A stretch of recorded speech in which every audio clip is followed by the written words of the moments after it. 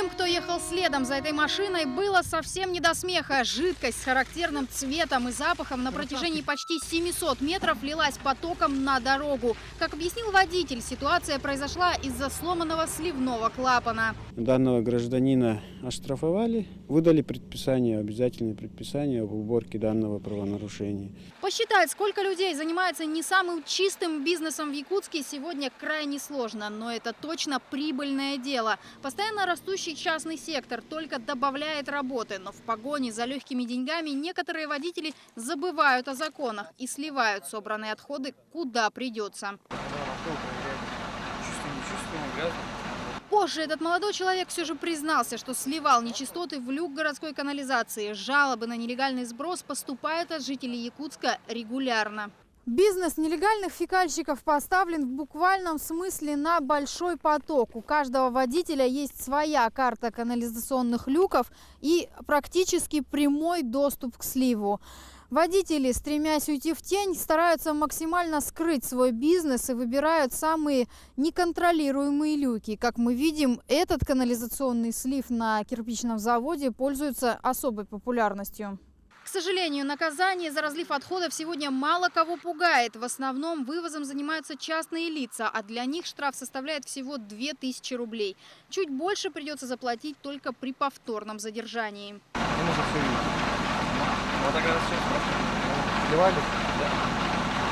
Но поймать с поличным, то есть во время слива, получается далеко не всех. По словам инспекторов, едва начинается рейд, водители тут же сообщают об этом в WhatsApp-группах. А некоторые, чтобы и вовсе не попадаться, сбрасывают груз под покровом ночи. Излюбленным местом фекальщиков стала дамба на водоеме объездного шоссе. По словам жителей Якутска Василия Ивановича, слой нечистот здесь такой, что он уже стал новым дорожным покрытием.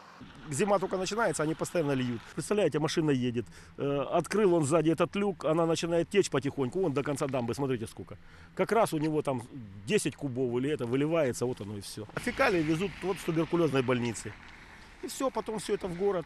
Попадая на землю, нечистоты в первую очередь убивают и без того маленький растительный слой почвы. Из-за мерзлоты вода не уходит на глубину, а распределяется в песках, и начинаются процессы гниения. Часть влаги испаряется, загрязняя воздух, а остатки уходят сталыми водами в ближайший водоем.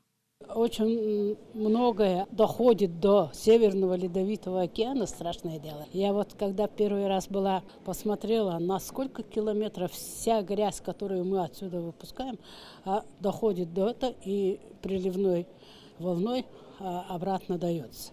На протяжении последних 10 лет главная водная артерия Якутии Лена остается в классе очень загрязненной. В пробах лаборанты продолжают находить токсичные фенолы и различные металлы. Ситуация постепенно начала меняться. Со строительством очистных сооружений в 2012-м в Якутске появилась сливная станция.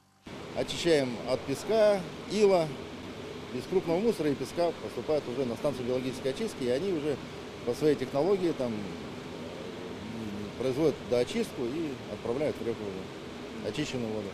В сутки здесь проходит до 25 машин. Именно сюда и должны привозить жидкие отходы все фекалки города. Цена 10 кубов – 750 рублей. Одним из постоянных работников стал Владимир Данилюк. Ремеслом он занимается уже 10 лет и в шутку называет себя городским санитаром. У меня с детства даже пачку сигарет или еще спичку не выкинул в окошко. Не понимаю этого. Некоторые вот даже дома сидят, в окно бычки кидают. И у меня вообще это терпеть не могу. Чистота – залог здоровья, как говорят у нас.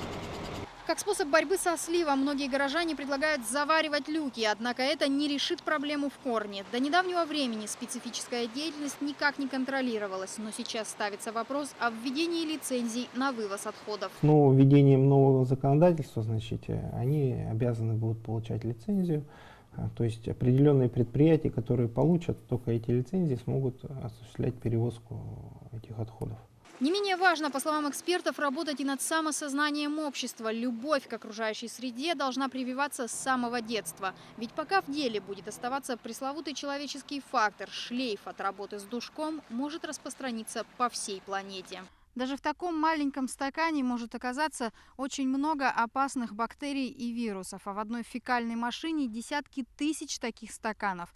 Наша Земля как один большой сосуд, в ней есть и хорошее, и плохое. Но если плохое выплеснется наружу, последствия такого бумеранга не сможет предсказать никто.